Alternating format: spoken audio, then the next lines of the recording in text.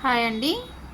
మనం blouse stitching చేసేటప్పుడు ఇప్పుడు ఇక్కడ డాట్లు వేస్తాం కదా. డాట్లు వేసిన తర్వాత మీరు ఈ షోల్డర్ అనేది మన షోల్డర్ ఫుల్ షోల్డర్ వచ్చిందా లేదా తెలియాలి అంటే ఇప్పుడు చూడండి, ఇట్లా స్ట్రైట్గా ఉన్న స్కేల్ కానీ మీరు లేకపోతే ఇట్లా టేబుల్ స్ట్రైట్గా ఉన్న, ఇప్పుడు ఇది మిషన్ చెక్క స్ట్రైట్గా ఉందన్నమాట. ఇక్కడ మీరు ఇట్లా కరెక్ట్గా పెట్టుకోండి, ఈ నెక్ దగ్గర కరెక్ట్గా పెట్టుకొని మీరు ఇక్కడ నుంచి ఇక్కడికి మీ షోల్డర్ అనేది మీ ఫుల్ షోల్డర్ దగ్గరకు వచ్చిందా లేదా, తక్కువ అయిందనుకోండి లాగినట్టు అయితే మనం ఇప్పుడు ఇక్కడ కటింగ్ చేస్తాం కదా. నెక్ కటింగ్ చేసిన తర్వాత మనకి ఇక్కడ మనకు కావాల్సిన షోల్డర్ మన భుజం దగ్గరకు వచ్చి ఇది అనేది ఆగిపోవాలన్నమాట.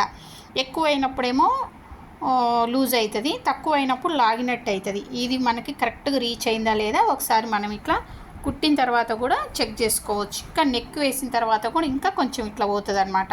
అందుకని ఎక్కువ అయిపోతుందా తక్కువ అవుతుందో ఒకసారి చూసుకోవచ్చు. ఓకేనా.